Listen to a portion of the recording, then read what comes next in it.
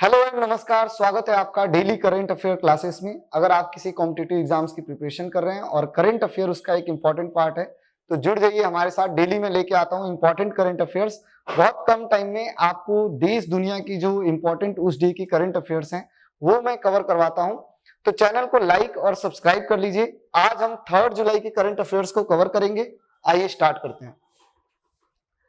सबसे पहले मैं बात करूंगा कि 3 जुलाई को और कैसे सेलिब्रेट किया जाता है या फिर अवेयरनेस प्रोग्राम के रूप में कैसे दिखाया जाता है। तो it is called as international plastic bag free day. यानी आप समझ सकते हैं, प्लास्टिक जो है एक नॉन बायोडिग्रेडेबल सब्सटेंस है और डिकम्पोज होने में बहुत टाइम लग जाता है या ऑलमोस्ट डिकम्पोज ही नहीं होता है। तो ये सॉयल डिग्रेडेशन का भी काम करता है। मरीन लाइफ अगर हम बात करते हैं तो उसमें एक रिसर्च में ये पाया गया है कि बहुत सारे जो मरीन एनिमल्स हैं, एक्वेटिक लाइफ है, वो प्लास्टिक कंज्यूम करने के कारण, क्योंकि प्लास्टिक बहुत ज्यादा जो होता है एक तरह से डिस्चार्ज किया जाता है अगर हम बात करते हैं ओशियनिक बॉडी में, और वहां से प्लास्टिक कंज्यूम करने के कारण इनकी डेथ हो रही है और धीरे धीरे ये कंडीशन बहुत ज्यादा सीवियर होती जा रही है। तो यहाँ पे बात की जा रहा है international plastic bag free day. बहुत सारे अगर आप जाएंगे आज के टाइम में तो बहुत सारी जगहों पे आप देखोगे प्लास्टिक का अभी भी यूज हो रहा है। सिंगल यूज प्लास्टिक उसमें से एक है, लेकिन धीरे धीरे अवेयरनेस किया जा रहा है। अब इसमें इंप्रूवमेंट आ रहा है। लोग प्लास्टिक की जगह पे पेपर बैग यूज कर रहे हैं, क्लॉथ बैग यूज कर रहे हैं और भी बहुत सारे अल्टरनेटिव ऑप्शन आ गए हैं और वो जरूरी भी है। ठीक है, हमारे अपने इन्वायरमेंट के लिए, हमारे अपनी जो इकोसिस्टम है उसके लिए। So every year on 3 July individuals and communities around the globe come together to observe international plastic bag free day। तो हम मेनली कंसर्न है यहाँ पे प्लास्टिक के जो बैग्स हैं उससे, और उसको अल्टरनेट ऑप्शन यूज करके, जैसे कि मैंने बताया कि पेपर बैग है वो यूज कर सकते हैं, क्लॉथ के बैग्स यूज कर सकते हैं, right. So this day serve as a poignant reminder of the detrimental impact of plastic bags on our environment and encourage concerted efforts towards reducing their usage, कि हम जितना हो सके उतना कम प्लास्टिक बैग यूज करें। ठीक है, चलिए नेक्स्ट करंट अफेयर पे चलते हैं। नेक्स्ट है Taliban attends the 3rd United Nation conference on Afghanistan in Doha. तो अगर बात करते हैं तो तालिबान रिजाइन ने जो है, इससे पहले जो अशरफ घानी का एक रूल चलता था पाकिस्तान अफगानिस्तान के अंदर, मतलब गवर्नमेंट जो थी अशरफ घानी की थी, एक डेमोक्रेटिक गवर्नमेंट थी हम उस समय कह सकते हैं। लेकिन उसके बाद तालिबान ने टेक ओवर कर लिया और ये तब हुआ जब यूएस फोर्सेस तालिबान जो अफगानिस्तान वाला एरिया है वहां से रिटेलिएट कर गई, मतलब हट गई थी। ठीक है, तो बहुत पहले से ही अगर हम बात करते हैं तो वहां पे एक सर्वाइवल क्राइसिस चल रहा है अफगानिस्तान के अंदर। और अब तालिबान गवर्नमेंट जो आ गई है उसने बहुत सारे स्ट्रिक्ट जो मुस्लिम लॉज हैं वो इम्प्लीमेंट कर दिए हैं। उसमें अगर मेनली देखा है तो कंसर्न रहता है वुमेन्स के राइट को लेके, और इसके ऊपर यूनाइटेड नेशन ने फिर एक इनिशिएटिव लिया। 2-3 बार ये कॉन्फ्रेंस हुए, तीसरी बार ये कॉन्फ्रेंस हो रहा है। पहली बार जब हुआ तो उसमें पार्टिसिपेट नहीं किया था। अगर हम बात करते हैं तालिबान को पार्टिसिपेट करने का मौका भी नहीं दिया गया था। दूसरी बार तालिबान ने कहा कि हमें एक अथॉरिटेटिव रिजाइन के रूप में देखा जाए, मतलब ये माना जाए कि ठीक है हम एग्जिस्ट करते हैं, तालिबान गवर्नमेंट कंट्रोल कर रही है अफगानिस्तान को, तो उसको एक आइडेंटिटी मिले एक देश के रूप में, तो वो भी मना कर दिया गया। और तीसरी बार मतलब एक बात कही जा रही है कि आप ठीक है बाकी देशों के साथ कोऑर्डिनेट करें। तो ये 3rd मीटिंग हुई है, यूनाइटेड नेशन की तरफ से ये इनिशिएटिव लिया गया है।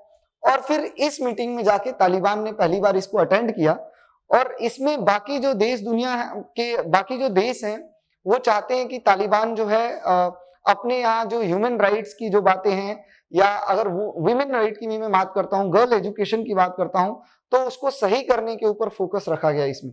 ठीक है, सो ये चीज थी यूनाइटेड नेशन की तरफ से, ये था कि Taliban who controlled Afghanistan attended the United Nation conference on Afghanistan for the first time. तो पहली बार अब तालिबान ने अटेंड किया तो फिर ये बड़ी बात हो जाती है। Capital city of Qatar Doha hosted the 3rd United Nation conference. तो ये तीसरा कॉन्फ्रेंस जो है वो कतर का जो शहर है दोहा, वहां पे ये होस्ट किया गया है।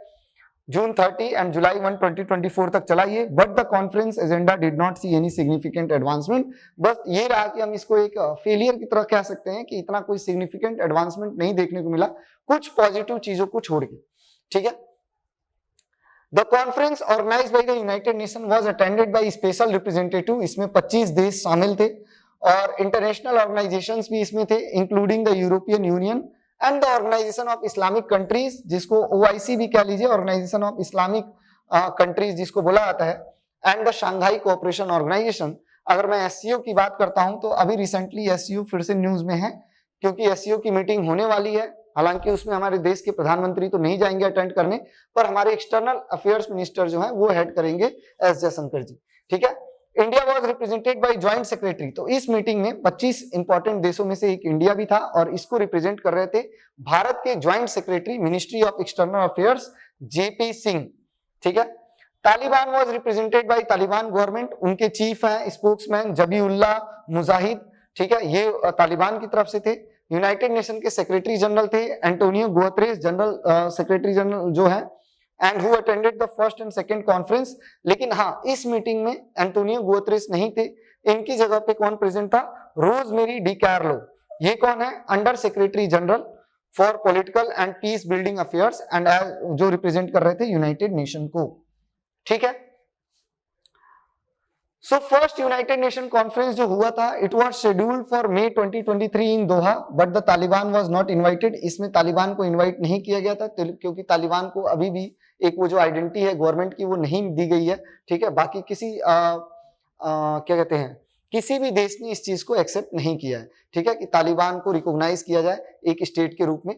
Taliban decline to attend the February 2024 Doha, और तालिबान ने खुद फिर डिक्लाइन कर दिया 2024 वाला जो दोहा कतर के अंदर सेकंड वाला हुआ था conference on Afghanistan. Antonio Guterres said that it was unacceptable, और उस समय उन्होंने कहा था कि ये काफी अनएक्सेप्टेबल है, और रिस्ट्रिक्शन ऑन द कन्वर्सेशन, की तालिबान जो है अब कन्वर्सेशन करने के लिए भी तैयार नहीं हो रहा है, रिस्ट्रिक्शन लगा के रखा हुआ है। तो तालिबान तो इसीलिए नहीं तैयार हो रहा था क्योंकि तालिबान बार बार इंसिस्ट कर रहा है they should be recognised as the only legitimate government of the nation. वो कह रहे थे कि हमें अफगानिस्तान के लोगों का, अफगानिस्तान का लेजिटिमेट गवर्नमेंट के रूप में लोग एक्सेप्ट करें, क्योंकि इससे पहले अशरफ घानी की जो सरकार थी उसको तो मान्यता मिली हुई थी दुनिया भर में। अफगानिस्तान एक नेशन के रूप में यूनाइटेड नेशन में रिप्रेजेंट भी किया जाता था अशरफ घानी के गवर्नमेंट के द्वारा, लेकिन उनके जाने के बाद क्योंकि तालिबान ने मतलब यूनाइटेड क्या कहते हैं USA की फोर्सेस के हटने के बाद तालिबान ने टेक ओवर कर लिया, उनको वहां से भगा दिया, और फिर अब तालिबान चला रहे, तो तालिबान को अपनी रिकॉग्निशन की बात कर रहे हैं, not be allowed to attend the summit. Nevertheless, the representative of the Afghan civil society were not invited to the third United Nations Conference on Afghanistan. ठीक है?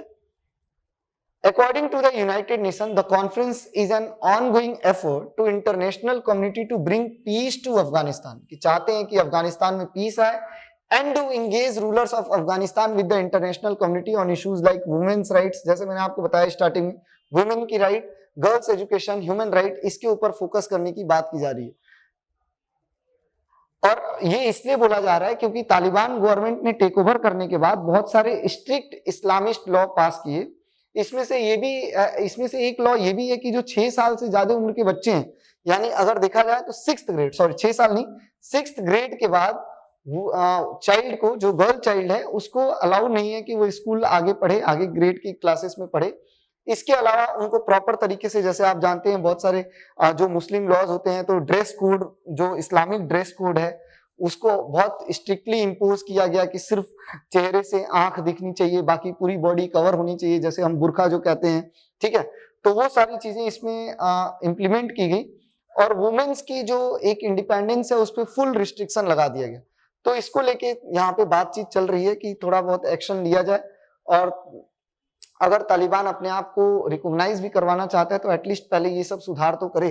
ठीक है, following the US troop exit, ये मैंने कहानियां आपको बता दी हैं। चलते हैं नेक्स्ट न्यूज पे। ओके, थोड़ा बहुत अफगानिस्तान के बारे में अगर हम बात करते हैं तो अफगानिस्तान एक लैंडलॉक कंट्री है साउथ एशिया के अंदर, surrounded by India, Pakistan, China, Iran and central Asian states. Afghanistan का कैपिटल है काबुल, और करेंसी है अफगानी, और इस समय सुप्रीम लीडर है हिजबुल्लाह अखुंदजादा ऑफ तालिबान, जो तालिबान को बिलोंग करते हैं। Coming to next news, 13th India Thailand military exercise Maitri begins at Tak province. तो जो टाक प्रोविंस है, आप देखेंगे कहां देखने को मिलेगा आपको ये Tak province, it is in Thailand Tak province area. The Indian army and the royal Thai army, जो वहां की आर्मी है, क्या कहते हैं, थाईलैंड की आर्मी, उसको रॉयल थाई आर्मी कहा जाता है। तो they have started their joint military exercise Maitri. अब ये क्या होता है ज्वाइंट मिलिट्री एक्सरसाइज की? देखिए, नॉर्मली आप देखते हैं कि कई बार यूनाइटेड नेशन की पीस कीपिंग फोर्सेस जो हैं उसमें अलग अलग इंटरनेशनल आर्मी मतलब अलग अलग देशों की आर्मी कई बार कोऑर्डिनेट करके कोई ऑपरेशन कर रही होती है, या फिर आप कभी भी देखेंगे दो देश भी एक साथ कोऑर्डिनेट करके अगर कोई टास्क कर रहे हैं, कोई मिशन पे जा रहे हैं, तो आपस में कोऑर्डिनेशन बनना बहुत जरूरी है। एक दूसरे की जो आर्म्स हैं, वेपन्स हैं, उसकी टेक्नोलॉजी को समझना बहुत जरूरी है। तो ये धीरे एक्सरसाइज इंडिया कई देशों के साथ करता है, बाकी सब देश भी आपस में करते रहते हैं। तो जो हम थाईलैंड के साथ करते हैं उसका नाम दिया गया है मैत्री एक्सरसाइज। ठीक है, इस बार थाईलैंड में हो रहा है और 1 जुलाई से लेके ये 15 जुलाई तक चलेगा। और इसमें हम कुछ और डिटेल्स में अगर बात करते हैं तो इससे पहले भी मैत्री एक्सरसाइज कंडक्ट करवाया गया था। कहां पे हुआ था? उमरोई मेघालय के अंदर 16 से 29 सितंबर 2019 में। ये जो बायलैटरल मैत्री एक्सरसाइज है इसकी शुरुआत होती है 2006 से। ठीक है, since then it has been regularly conducted between the two armies. जो लेटेस्ट एडिशन है इसमें लगभग 76 आर्मी पर्सनल कहां से होंगे? इंडिया से भी, और 76 आपको थाईलैंड के भी आर्मी मेंबर्स मिलेंगे। इंडिया से जो आर्मी पार्टिसिपेट करेगी, जो रेजिमेंट पार्टिसिपेट करेगी, वो Ladakh scout and division of Indian army are participating in the exercise. And साथ में अगर बात करते हैं हम क्या कहते हैं, माफ करिए,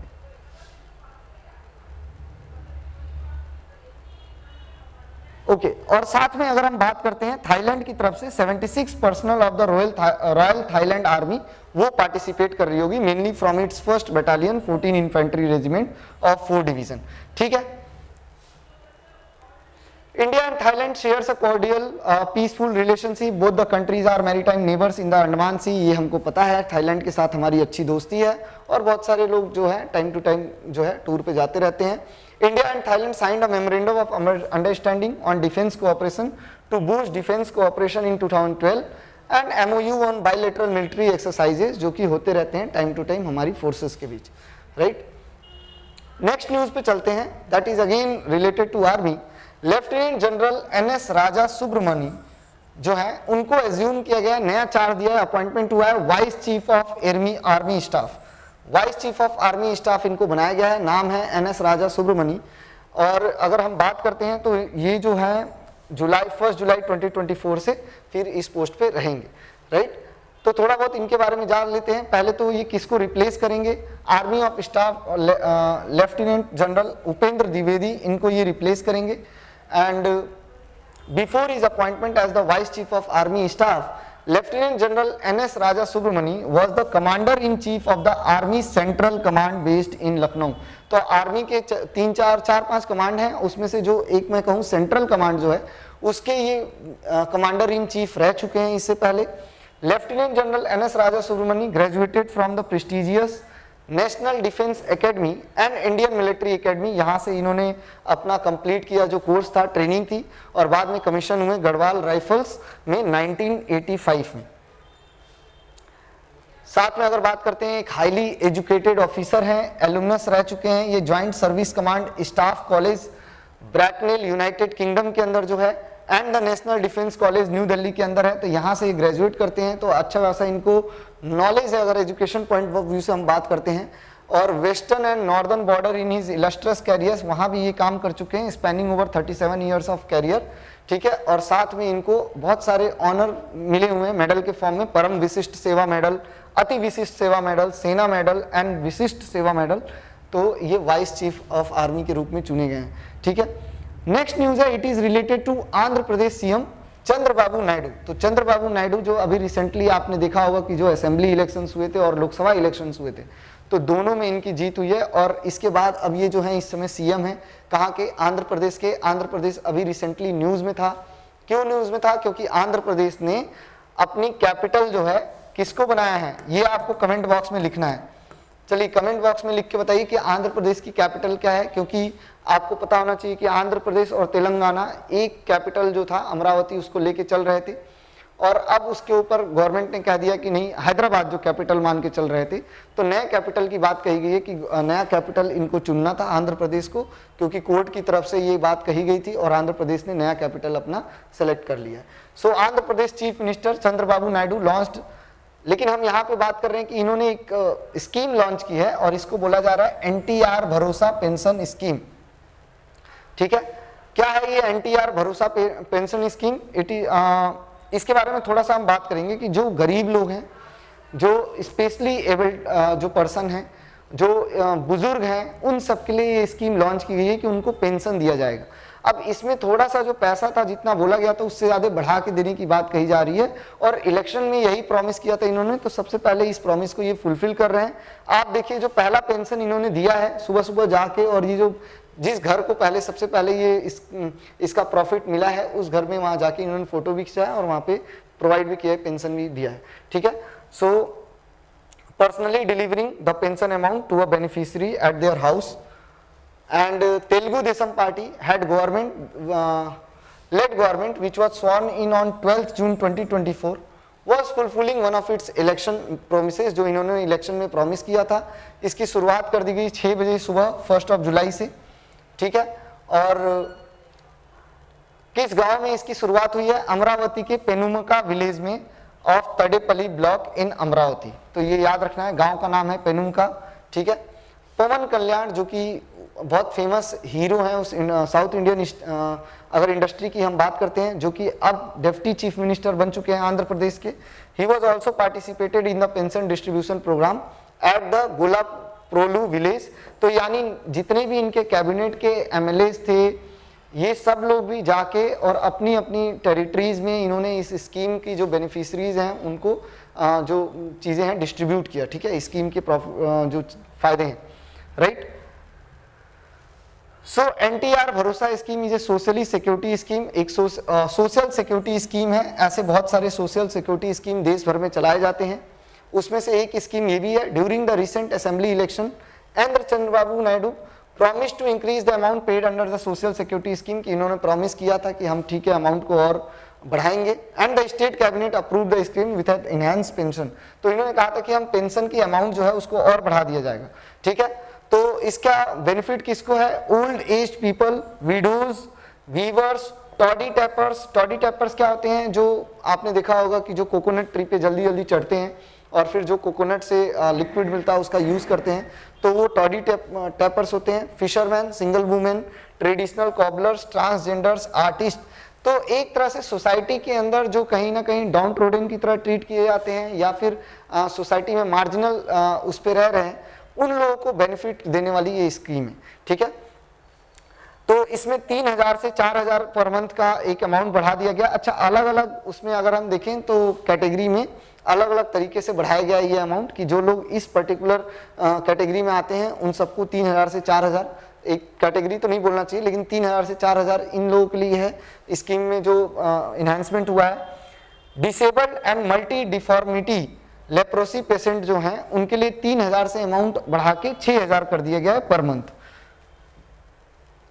the pension amount has been increased from 5000 to 15000 for fully disabled. जो फुली डिसेबल्ड है यानी बिल्कुल अपने बेड से उठ नहीं सकते हैं, व्हील चेयर से नहीं उठ सकते हैं, उनके लिए 5000 से 15000 तक का पेंशन जो है वो बढ़ाया गया है। इसी तरह it has been enhance for ₹5000 to 10000। ये किसके लिए है? ये उन लोगों के लिए है जो क्रोनिक डिजीज, जैसे कि किडनी से रिलेटेड जो बीमारी है, थैलीसीमिया जो होती है, इन सब बीमारियों से रिलेटेड जो पेशेंट है उनके लिए 5 से 10,000। इसी तरह according to Andhra Pradesh government इन्होंने कहा है कि हम इतने करोड़ रुपए एलोकेट कर रहे हैं, डिस्ट्रीब्यूट करेंगे एज पेंशन, जिसमें से ₹4,408 crore will be distributed age pension among 6.531 million beneficiaries of 28 different categories at their doorstep for 1 July 2024। Chief minister also announce, यहीं पे यहाँ एक और चीज इन्होंने अनाउंस किया कि इसके बाद हम अम्मा कैंटीन इन द स्टेट ये भी लॉन्च करने वाले हैं। इसमें क्या होगा, 5 रुपए में लोगों को भरपेट खाना मिलेगा, ओनली इन जस्ट ₹5। तो बहुत एक अच्छा इनिशिएटिव है जो आंध्र प्रदेश गवर्नमेंट ले रही है। ऐसे सोशल सर्विस स्कीम और भी देश में चलाए जाते हैं। आप मुझे बताइए कि इस तरह के सोशल सर्विस स्कीम और कहां-कहां किस राज्य में चलाए जा रहे हैं, कमेंट बॉक्स में लिख के बताइए। ठीक है, तो ये थे आज के करंट अफेयर्स। इसमें कुछ टॉपिक सेल्फ रिसर्च के मैं आपको कहता हूं जो आपकी नॉलेज को और इनहेंस करेंगे, जैसे कि स्वच्छता ग्रीन लीफ रेटिंग क्या है, what is the significance of post of deputy CM's in India, कि जैसे आपने पवन कल्याण का नाम सुना तो डिप्टी सीएम का क्या रोल रह जाता है, what is the current status of Indian economy, why is 2024 a record year for the election around the world, and रुपए और यूपीआई क्या है। ठीक है, कुछ क्वेश्चंस के थ्रू हम जो आज पढ़े हैं उसको एक रिवाइज कर लेते हैं फास्ट वे में। जैसे कि पहला क्वेश्चन आता है, which day is observed as international plastic bag free day. तो बिल्कुल जिस दिन का हम करंट अफेयर्स पढ़ रहे हैं 3 जुलाई को ही हम सेलिब्रेट करते हैं international plastic bag free day. Celebrate क्या, एक अवेयरनेस प्रोग्राम के रूप में। Where was the third United Nation conference on Afghanistan held, कहाँ पे हुआ था ये दोहा में हुआ था, पहली बार अफगानिस्तान ने अटेंड किया। What is the capital of Afghanistan, Afghanistan का कैपिटल काबुल है। मेरे साथ साथ कमेंट बॉक्स में आप इसका आंसर लिखते रहिए। Indian army conducts joint military exercise मैत्री विथ विच कंट्रीज आर्मी, किस और देश की आर्मी के साथ मिलकर मैत्री एक्सरसाइज किया गया है, ये है Thailand. Who has been appointed as the Vice Chief of Army Staff on July 1st, 2024? तो वाइस चीफ के रूप में NS Raja Subramani. Which state government has launched the NTR भरोसा पेंशन स्कीम, तो कौन सी स्टेट गवर्नमेंट में, आंध्र प्रदेश की स्टेट गवर्नमेंट में। और नेक्स्ट क्वेश्चन आता है कि who is the chief minister of Andhra Pradesh. Comment box में इसका आंसर लिख के मुझे बता दीजिए कि आंध्र प्रदेश के चीफ मिनिस्टर कौन है। ठीक है, तो ये थे आज के करंट अफेयर्स। आई होप ये सेशन आपकी प्रिपरेशन के लिए हेल्पफुल रहेगा, ऐसे ही आगे की वीडियोस को देखने के लिए। और मैं आप चाहते हैं कि मैं आपके लिए ऐसे करंट अफेयर्स लेके आता रहूं ताकि आप डेली जो प्रिपरेशन कर रहे हैं उसमें कोई कमी ना हो। तो चैनल को लाइक और सब्सक्राइब कर दीजिए। This is all for today, thank you everyone.